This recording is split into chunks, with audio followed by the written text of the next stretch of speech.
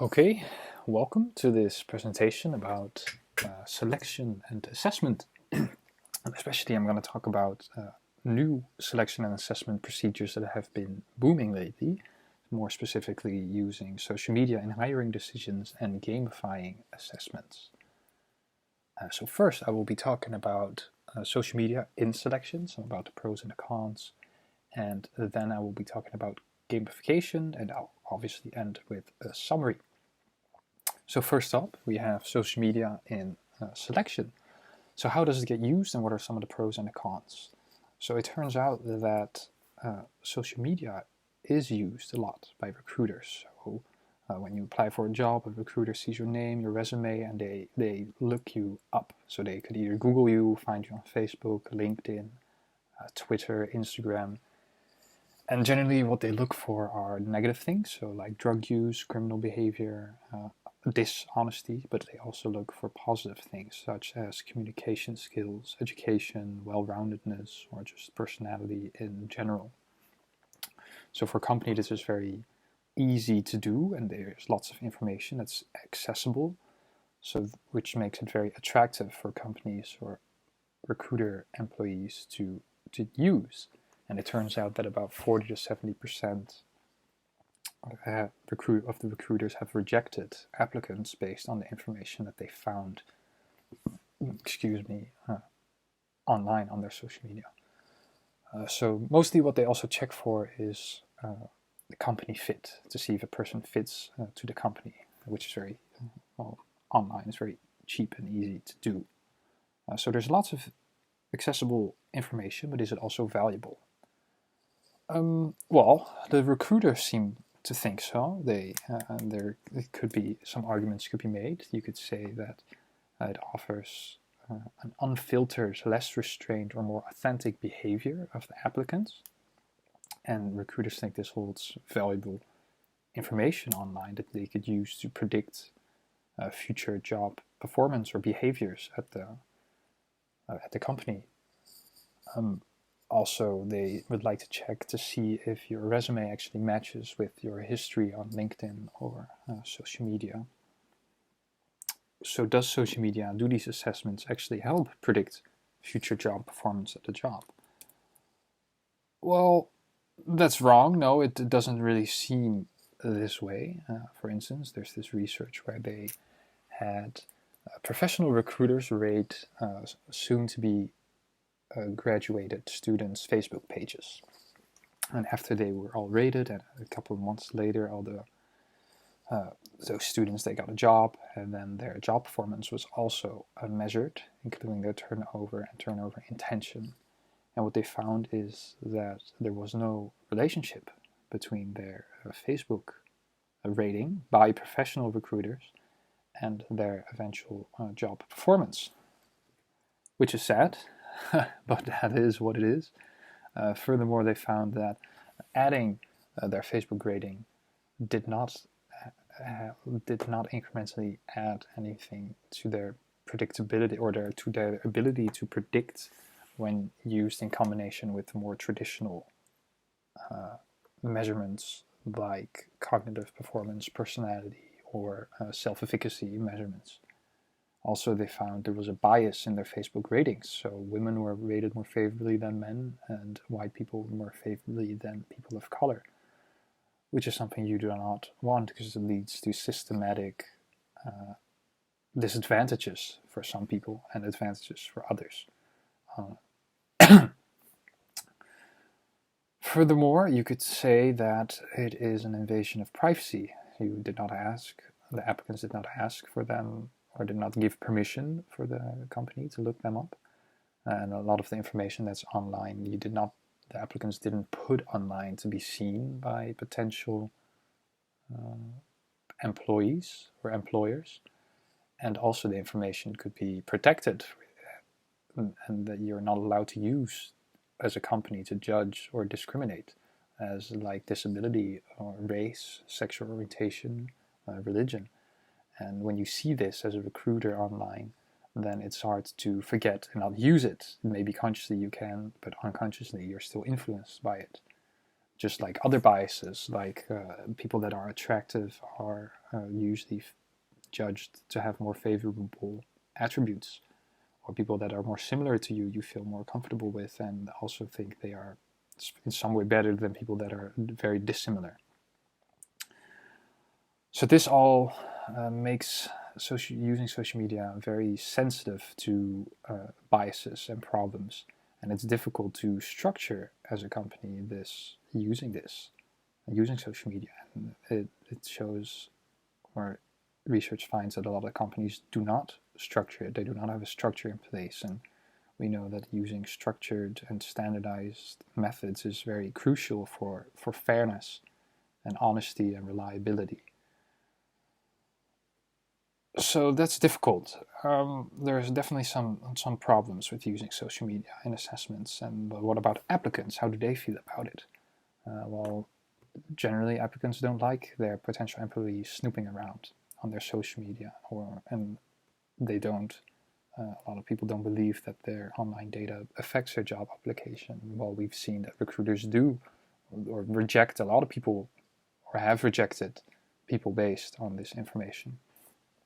So this also brings me to the question, like, how do you, as if you apply to a job, feel when an employee or a recruiter Googles you?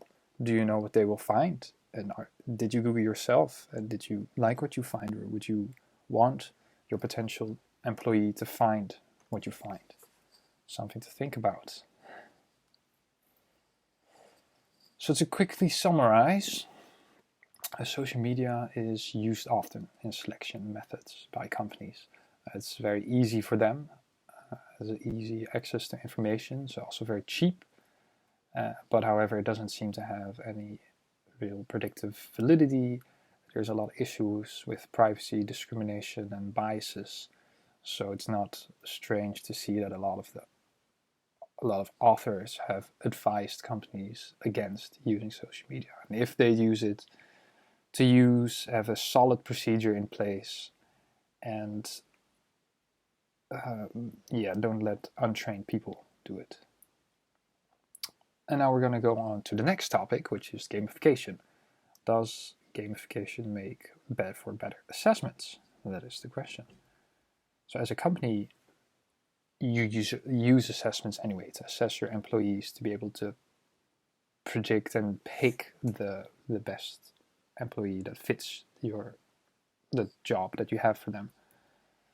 So what is it to gamify, to make a gamification of an assessment? So gamification means that you use game principles in an element or elements in a non-game context. So some of those elements could be having points, direct feedback, having a progress bar, or having a scoreboard and rewards to get some competitiveness, or maybe using fantasy like storytelling and having the applicants make decisions. This could all hopefully lead to better assessment, or at least it gamifies it. But why would you want this? So some of the reasons for it are, hopefully it will lead to better engagement. The assessment will be more fun, which allows the participant that's being assessed to engage better. Also, the concept of stealth assessments, adding all these game elements might hide the way or the thing that you're actually trying to assess, which makes it harder for the applicants to falsify or give social desirable answers. Also, if you don't know what's being assessed, or if you don't feel like you're being assessed, it could lead to less anxiety, which could be beneficial, because anxiety usually hinders performance and gives more error to the assessments. You won't be able to measure the true concept that you're trying to measure. So hopefully all these things will lead to better assessments, more accurate assessments, and better predictors. But does it really? That's the question. Well, it's sort of. So this is a research where they used a gamified situational judgment test. A situational judgment test is where you give a situation to an applicant, and then also certain responses that the applicant could do, and then the applicant has to decide or judge the potential replies, or how to handle the hypothetical situation, and judge which ones are best, poor, and which one they would likely to do. And using these situational judgments test, or the gamified version of it, they try to measure resilience, flexibility, adaptability, and decision making, which are skills you would like to measure and know of your potential employees. And so they did that measurement, and they also measured eventual job performance and occupational citizenship behavior. And some of the things they found were that their gamified situational judgment test explained 30% in job variance in job performance, 7% of the variance in occupational citizenship behavior, and 10% of the variance in grade point averages. But then again, most of them weren't significant, so it could just be measurement error. Likely that the difference, difficult to explain. It wasn't very strong, also, and it did not add incrementally when you add the gamified assessment with traditional predictors like cognitive performance and personality. So their gamified assessment didn't seem to explain or add any extra value into predicting future job performance, which is, well, the main reason why you would want to use it as a company. So we talked about some of the pros, or the potential pros, and why it would be important for a company, but how about applicants? How might they feel about it? So it could be, it's kind of mixed, an applicant. It could be unfamiliar, like, oh, what is this? I've never done this before, which could lead to anxiety. Also face validity. They could, let's say you applied for a managerial role, and suddenly in the sollicitatieprocedure, you have to play this game as part of the assessment, which could be strange because you don't know what they're measuring or how it's relevant to your job, which could be make you more reluctant instead of more engaged to participate in it. So maybe explaining why it is the way it is could help. But then again, a lot of the companies that sell their gamified assessment versions to companies, they explain that they received very positive reactions of applicants, and that the rate of completion is very high. So there's a little bit of mixed things that could happen for the applicants and their experience. So to summarize, adding game principles in assessments seems or sounds like a great way to get more engagement and have a stealthy and more accurate assessments. The theories are very promising. It's already being sold and used a lot, but doesn't seem, the research is still lacking, or at least behind, or it doesn't justify, the research that's available doesn't justify how much it's being used, in my sort of professional opinion. To conclude everything, we've talked about social media selection, how it's used very often but has a lot of cons, and companies should probably not use it. And also we talked about gamified assessments, which are also being sold and used, so there's some financial incentives for researchers. The theory is very promising, but the research is very lacking so far. So I'd like to thank you for listening to this a little bit longer than allowed presentation.